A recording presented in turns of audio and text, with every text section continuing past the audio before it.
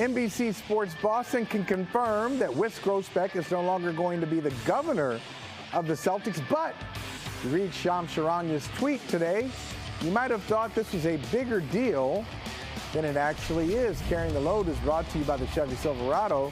Ramona Shelburne posted this later in the day. According to multiple league sources, while Bill Chisholm will technically be the Celtics governor, he and Wyc Grousbeck plan to run the team together as originally planned. But with Chisholm as governor and Grousbeck as alternate governor and CEO, the change in structure was due to league rules, including minimum ownership. Sources said Grousbeck will end up owning slightly less than the required 15% given final funding for the transaction. Operations of the team should remain consistent with Brad Stevens and Rich Gotham continuing to run basketball and business operations. All right, let's roll. Presented by Town Fair Tire. Gasper, your thoughts on this news today and just overall the structure of Chisholm side by side with Grousbeck? Yeah, I mean, look, I don't care what the titles are. It's now Bill Chisholm's team. And we saw this sort of happen in Dallas when Mark Cuban sold. It's like, oh, he's going to have this big role and be involved in decisions. Did he stop the Luka Doncic trade? No. They made a decision. The Adelson family made a decision that they wanted to trade him. They did it. So I think, look, will Bill Chisholm look to some guidance? Will he look to Wyc Grousbeck for the experience he has about the NBA, how to move in certain circles? Yeah. But if he wants to do something and Wyc doesn't, who do you think wins? Yeah, I would say that Chisholm wins, but we said it's not a big deal.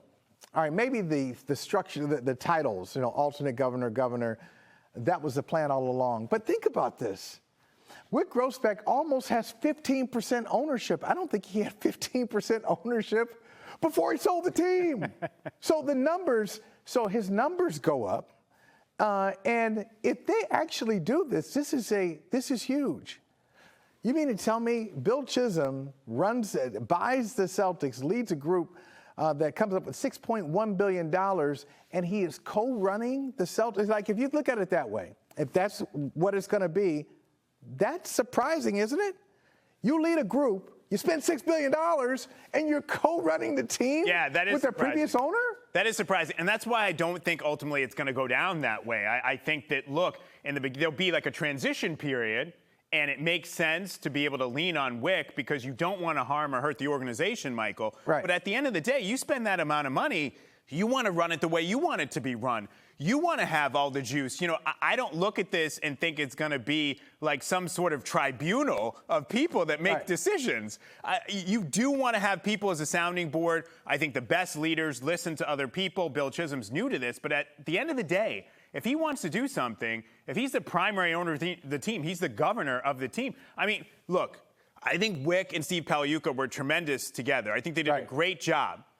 But, I mean, I feel like a lot of times if Wyc wanted to go in a certain direction or the Grousbeck family wanted to go in a certain direction, that's what they're doing. That's what they were doing. So why would it be any different for Bill Chisholm? That's right. Because he's a new guy, but the new guy, after a while, says, wait a minute, it's still my team. I'm still the governor of the Boston Celtics. Sorry, Gasper. You wrote the following in the Boston Globe.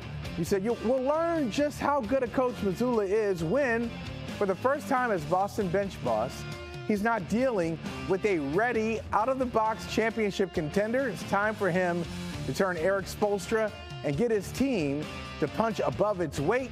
The positives is that Mazzulla can garner credit for his team overachieving. In his 3 prior seasons, the Celtics could only achieve a championship or underachieve. The negative is this. The negative is this reconfigured version of the Celtics isn't suited to play Mazzulla's 3-for-all style. So do you really think that this is kind of like a test for Mazzulla to see how this team plays? Joe Mazzulla is a good coach. I'm just going to state that now. He's a good coach. As I said, I think we're going to find out how good he is because now you have to make some adjustments, I think, Michael.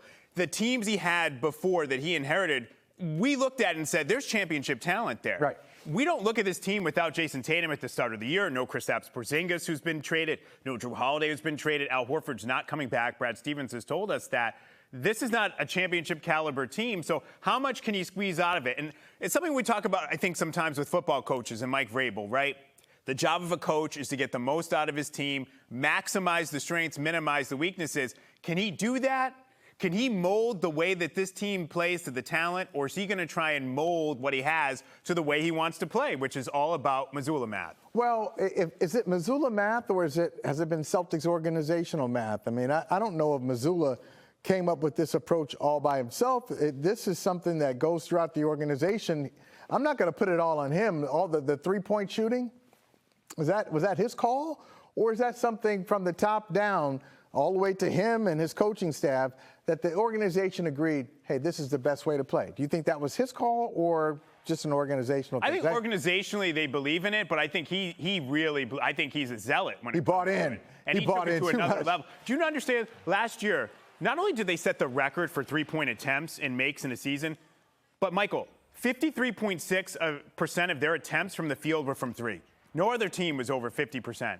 And the year before, when they won the championship, they were at about 47.1. I mean, they really ramped it up. And I thought they ramped it up to the breaking point last year. And you look at what happened in those two games against the Knicks. I mean, that third quarter of game one, when 19 of 20 shots are from three, it's just, and Brad Stevens has said this offseason, what he's talked about, he's like, there were times we were stagnant in that series. He talked about when Hugo Gonzalez was drafted. What do you like about him cutting? He said cuts. In summer camp they're going to try some other stuff. So I think Brad would like to see a little diversification. It is interesting that you use Eric Spoelstra as the example. I'll tell you, your example was in-house, is Brad Stevens. Brad Stevens was the king of taking talent that was considered less than, getting everybody to improve, and then getting the team to really outperform what the analytics said they should be. Like, he really never had a bad team. After that first year, Brad Stevens got the most out of his rosters, and he's probably looking at Mazzulla and saying,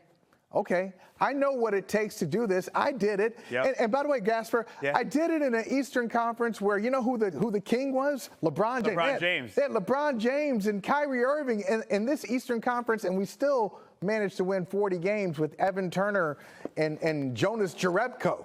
And he's going to say, hey, I got a lot out of Jordan Crawford. Let me see what you can do. And Jordan Crawford, too.